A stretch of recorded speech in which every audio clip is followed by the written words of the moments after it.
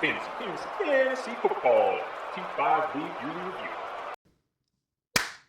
All right, today's matchup of our wide receiver one elimination challenge is going to put Texans wide receiver Nico Collins up against the New Orleans Saints wide receiver Chris Olave. Now, disclosure, each of these guys missed significant time last year, a minimum of 5 games. So we'll take that into consideration as we start going through as we start analyzing this matchup. There were 2 matchups in which they both faced off against the same teams, and that was against the Cowboys and Chiefs. So we'll be looking at how they fared against Devon Diggs and Deron Bland, and then, of course, against Trent McDuffie and Joshua Williams. So first, let's go ahead and start with Nico Collins and the Texans and some of the offseason moves that they've made up to this point. So we have seen some changes on the offensive side of the ball for the Texans. They did sign wide receiver Christian Kirk to fill as a slot wide receiver option. Now, Kirk has historically been able to fill in for WR1s, so this is a pretty big acquisition for them. He's going to give Stroud a nice safety net and really allow Collins to work outside the numbers. They also signed Cam Robinson at left tackle in hopes of solidifying the line, which only means good things for Nico Collins.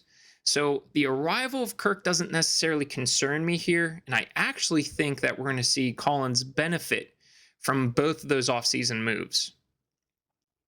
And then similarly, when we go over and look at what the Saints have done so far, they added wide receiver Brandon Cooks, who is most likely going to start opposite of Olave, allowing Shaheed to go back into the slot, which, very similar to the Texans, I think is a good thing for Olave.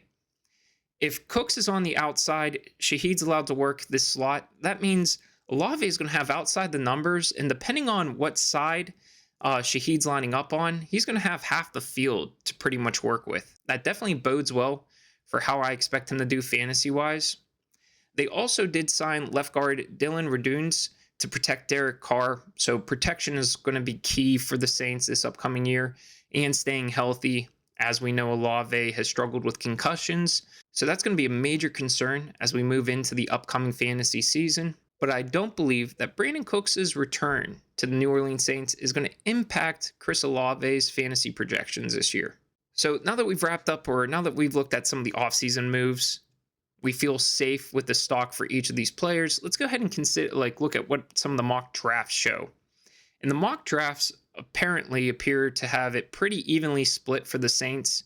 The only thing that I saw that was pretty consistent within those mock drafts is that the Saints are expected to address an offensive skilled position within those first 3 rounds, but nothing that I think would be a direct threat to Chris Olave's productivity. Now, when we look at the mock drafts for the Texans, it seems like they're going to be focused on reinforcing that offensive line. A decent amount of those mock drafts have them focused on selecting a lineman or linemen in the first, second, and third round. There's a chance in some drafts had them selecting a wide receiver in rounds 3 or 4, which would be more rotational, but once again, no major concerns when it comes to Nico Collins. All right, so now that we've looked at the offseason moves by the Texans and Saints, and we've looked at some of the mock drafts, we've determined that it doesn't appear that either wide receiver should be very much concerned, or fantasy owners, should be very much concerned as to them losing targets. So let's go ahead and jump into the stats, and we'll start going through our comparison. Let's start with Nico Collins. Nico Collins had 2 weeks where he was a bust, 3 weeks where he was a boom. His best week was against Jacksonville in week 4, where he had 12 receptions, 151 yards, 1 touchdown, and 15 targets. He had a season high 33.1 fantasy points in this game. When you look at Chris Olave, Olave had 3 weeks where he was a bust, 1 week where he was a boom. His best fantasy game came against the Philadelphia Eagles, where he had 6 receptions for 86 yards, 1 touchdown on 6 targets. So high efficiency game that saw him find the end zone. He ended up with his season high in fantasy of 20.6 points, which doesn't bode well when we look at the total fantasy stats here. But one thing we wanted to do is look at the 2 matchups where Collins and Olave went up against the same defenses. So Collins faced off against the Dallas defense, which consists of Trevon Diggs and Deron Bland. He managed 4 receptions for 54 yards, 0 touchdowns on 7 targets, and they did hold him to one of his 2 bust weeks, and he was only able to acquire 9.4 fantasy points. when we go over and look at how Olave fared against the Dallas Cowboys, he had 4 receptions for 81 yards, 0 touchdowns on 6 targets. So a very similar stat line, but he did have 12.8 fantasy points, giving the nod over Collins in this matchup. And then the other one where they faced the same defense was against Kansas City Chiefs in the form of Trent McDuffie and Joshua Williams. Nico Collins saw the Chiefs in week 16, where he had 7 receptions for 60 yards, 0 touchdowns on 10 targets, and ended the game with 13 fantasy points. Chris Olave saw the Chiefs a little earlier in the season, and that was week 5, where he had 2 receptions for 10 yards. He had 4 targets in the game, and he only managed 3 fantasy points. So Olave gets the nod over Collins when it came to the Dallas matchup. But then Collins blew Olave out of the water when it comes to the Kansas City matchup. And then, of course, we still need to review the season total, so let's go ahead and jump into that. Nico Collins on the year, he had 68 receptions for 1,006 yards, 7 touchdowns on 99 targets. This was good enough for 211 fantasy points. And then Chris Olave, on the other hand, he had 32 receptions for 400 yards, 1 touchdown on 44 targets. He did have 1 carry for 7 yards, so we will include that metric. And he finished the fantasy season with 76.7 points.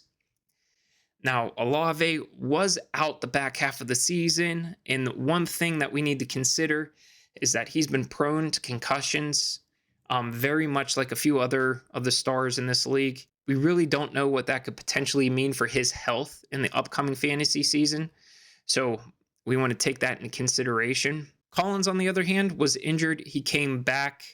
Houston was expected to make a playoff push, and they fell short. There's nothing on the Houston side that would concern me that Collins isn't going to pick up right where he left off last season.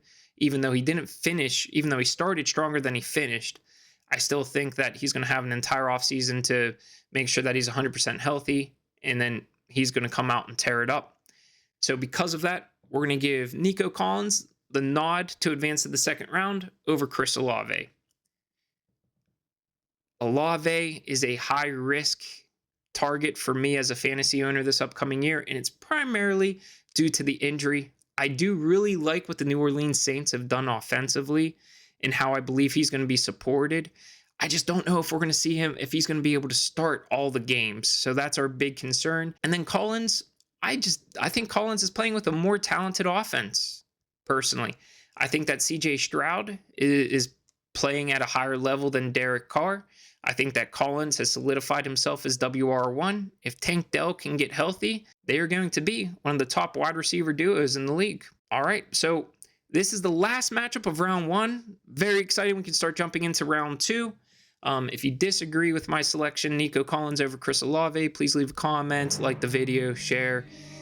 If you don't care, it's perfectly fine. I'll see you in the next one.